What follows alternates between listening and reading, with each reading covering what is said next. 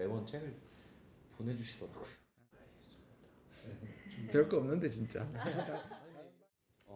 젤렌스키 우크라이나 대통령이 그 광물 협정 서신을 이제 보냈잖아요. 네. 이제 좀 저자세로 이제 미국과 협상에 나오는 것 같은데 네. 좀 어떻게 분석하고 계세요? 일단 트럼프가 모든 그 그때 이 판을 뒤집는 거거든요. 지금까지 미국이나 우리가 생각했던 국제 질서에 대한 프레임이 있잖아요. 네. 예를 들자면 자유민주주의, 뭐 그다음에 UN, 글로벌 가버넌스, 자유무역 이런 것들이 이제 뒤집는 거거든요. 미국의 필요에서 자신의 필요에서 이 전쟁을 생각해 봤을 때 트럼프는 약간 평화 강박이 있습니다. 이거 다른 사람들 많이 지적하지 않는 건데 평화 강박은 뭐냐면 이 사람은 자기 시대에 전쟁이 일어나면 안 되고 일어나 있는 전쟁은 무조건 막아야 된다는 것이고 취임사에게 우리는 웃어 넘겼지만 자기는 피스메이커가 되겠다고 했거든요. 그래서 그건 굉장히 강박에 가까울 정도로 있고요. 그러면 우리가 러우 전쟁을 보면 그가 말하는 멍청한 바이든의 방식으로는 전쟁을 끝낼 수 없다예요. 왜냐? 침략자와 피해국을 나누면 피해국이 이길 때까지 전쟁을 끝낼 수가 없는 거예요. 그럼 이걸 끝내는 방법은 쌍방과실로 만드는 것밖에 없어요. 그래서 사실은 유엔에서 3주년 했을 때 미국이 안보리에 제출했던 결의안은 러시아의 침공이라는 말을 빼버린 겁니다. 이게 다 의도된 겁니다.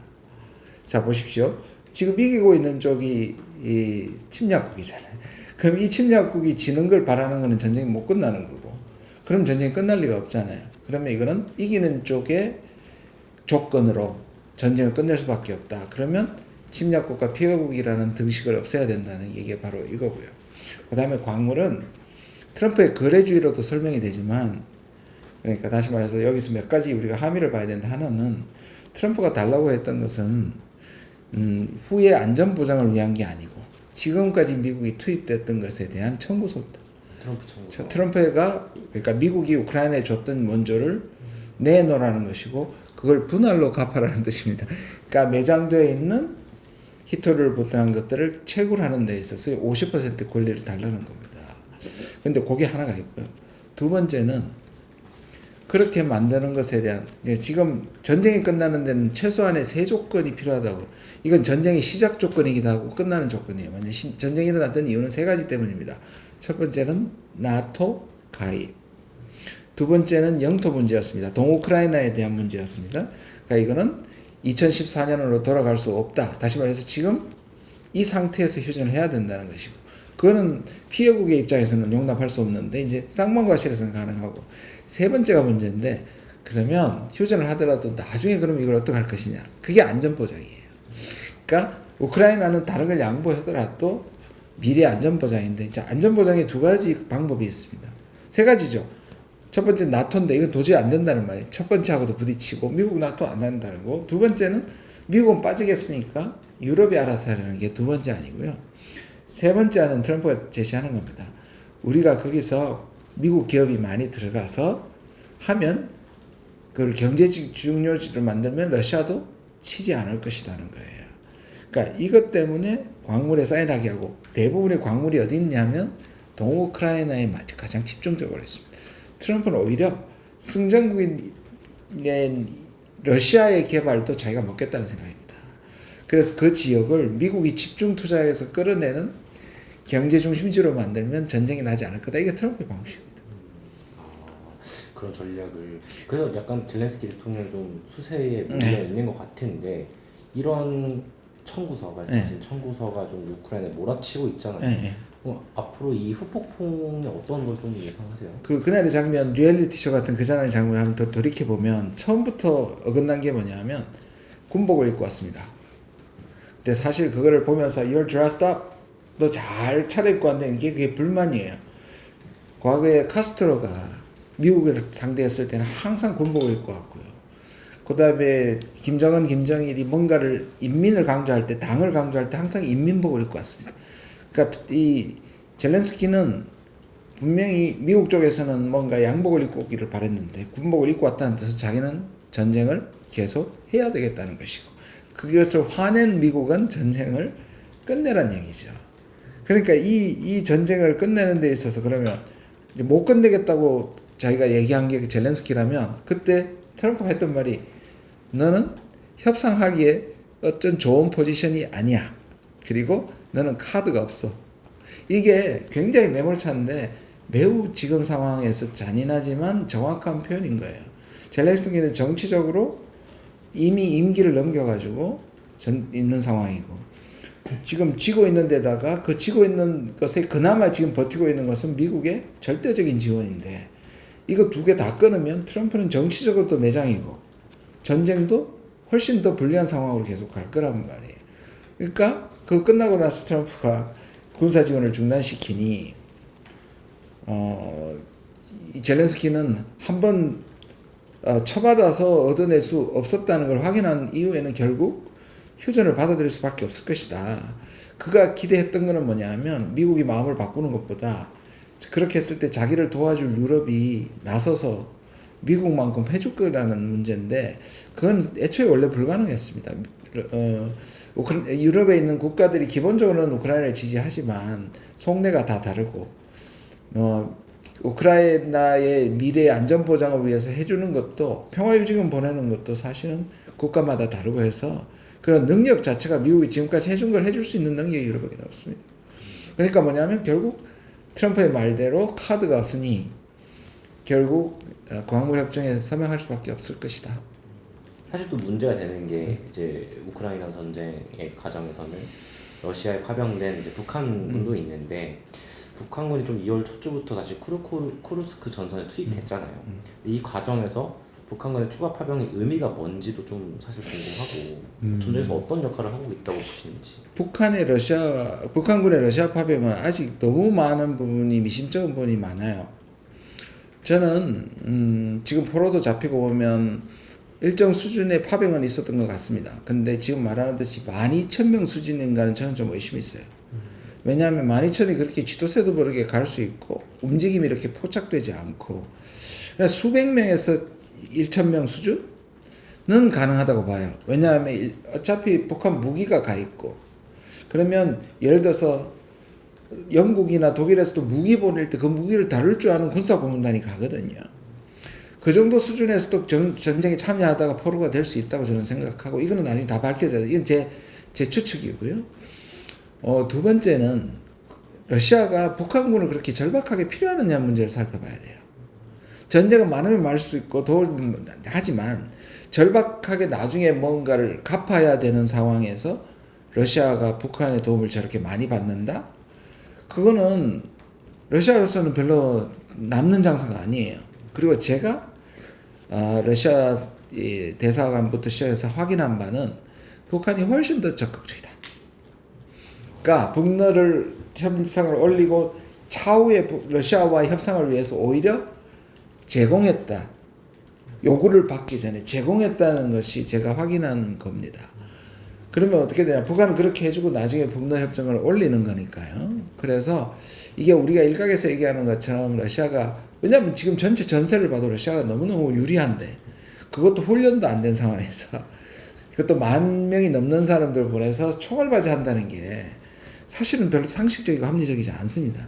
반대로 우크라이나가 요구를 해가지고 지는 쪽에서 그렇게 했다면 말이 되는데요.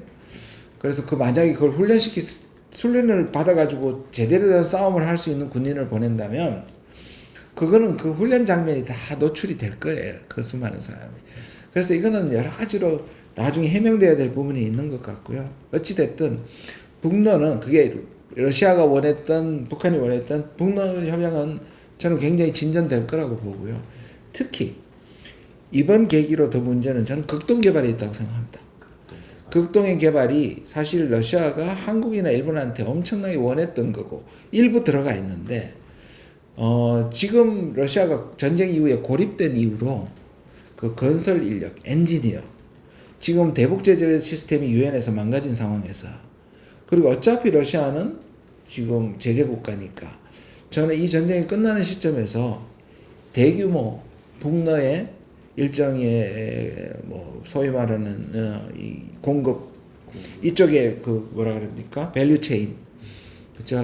이런 사이클이 오히려 러시아가 생각하고 있는 거 아닌가. 또 한 3년 동안에 러시아를 수출 규제를 하다 보니 러시아가 많은 것들을 국산화했습니다.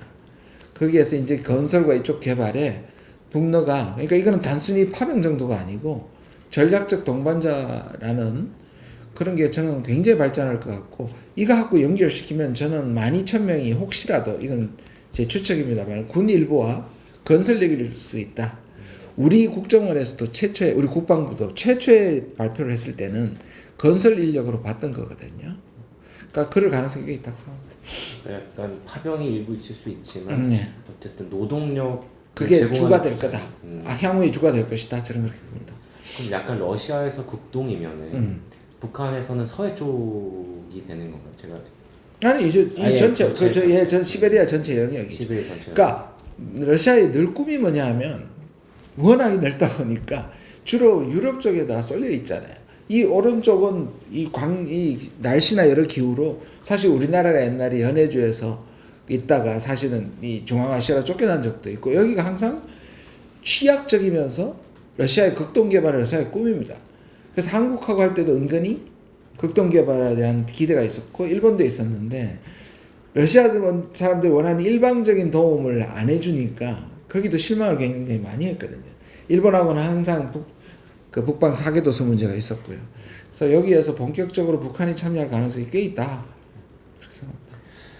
사실 그러면은 러시아도 그렇고 미국도 그렇고 이제 우크라이나를 어떻게 보면 동시에 압박하는 거잖아요. 네, 그렇습니다. 한 명은 이제 직접적인 전쟁을 통해서 한 명은 이제 이런 협정을 통해서. 네. 그러면 우리나라도 사실 우크라이나 무기 지원을 뭐 제공을 안 하는 건 아니잖아요. 그러면 우리나라도 어쨌든 한쪽의 편을 들거나 네. 아니면 뭔가 조치를 취해야 될 것 같은데 여기서 우리나라가 할 수 있는 역할은 뭐예요? 러시아가 레드라인을 항상 밝혀왔어요. 그러니까 전 세계에서 지금 러시아에 대한 대러 경제 제재를 하는 것 특히 아시아에서는 4개국밖에 없습니다. 한국, 일본, 싱가포르, 대만입니다. 저는 그것 때문에 우리나라의 대러 수출이 한 20에서 25%가 전쟁에 의해서 하락이 됐습니다. 그렇지만 그거는 한국이 이 자유진영에서의 책임감 이런 걸 생각해서 저는 당연하다고 생각해요. 근데 인도 같은 국가는 안 해서 안 함으로써 얻는 경제적 이익이 막대했습니다. 근데 만약에 우리가 파병하고 살상 무기를 제공하는 것은 분명히 선을 그었단 말이에요. 저는 그래서 윤석열의 퇴진이 하고 뭐 인용이 될지 안 될지 저는 인용이 되리라고 보지만 어쨌든 퇴진한다면 오히려 천만다행이다. 한노 관계가 파탄나기 직전이었다. 제가 우리 의원실에서 이제 추적한 것은 한 명 내지 수명 정도는 꾸준히 우크라이나를 들락날락해 그게 100회가 넘습니다. 그러니까 공무 출장이 그거를 우리가 다 밝혀놨는데요. 작년 1월에서 11월 말까지 144차 차례를 갔습니다. 그러니까 그게 착착 진행이 됐거든요. 살상무기가 먼저 갔을 것이고 그다음 우리도 파병했을 가능성이 꽤 있습니다. 네, 그렇지 않고 여기서 끝났기 때문에 저는 그럴 경우에는 한노 관계는 다시 회복할 수 가능성이 꽤 크다고 생각합니다. 오히려 북러가 가까워진다면 우리가 끊을 것이 아니라 러시아는 아까도 말했듯이 북한의 도움이 좋긴 하지만 한국하고 관계를 끊고 싶어하는 것은 아니거든요. 그리고 우리가 지금 그 전쟁 중에도 그 힘든 가운데도 한국 기업이 버티는 기업이 한 70%가 넘습니다. 그 다음에 현대도 2년 안에 전쟁 끝나면 우리가 1만 루블 14만 원에 다시 사올 수 있습니다. 계약이 2년 안에 바이백 조항이 있습니다. 그러니까 우리는 오히려 이런 부분을 활용해서 러시아와의 관계를 회복시켜야 된다. 오히려 북러 관계를 관리하기 위해서라도 해야 된다고 생각합니다. 알겠습니다. 북러 관계를 좀 관리를 해야 된다. 그러면은 이거 144회 간 거 관련해서는 실제로 파병됐던 군이나 이런 거는 좀 그게 이제 외교부가 자료를 내놔야 되는데 우리가 왜냐하면 여기는 그 여행 금지 구역입니다. 특별한 여권을 허락을 받아야 여행 허가를 받아야 되는 지역이어서 반드시 외교부를 통과해야 되는데 우리가 확인한 것은 140여 회에 달하는 그 공무 출장입니다. 여기는 취재 다 빼고. 그럼 공무 출장 갈 일이 뭐가 있습니까? 우크라이나에. 그거는 그 중에 상당 부분이 군인이었을 것이다. 아직 누가 갔는지 특정은 안 됩니다. 예. 알겠습니다. 그런데 얼마 전에 이제 유영원 국민의힘 의원께서 방문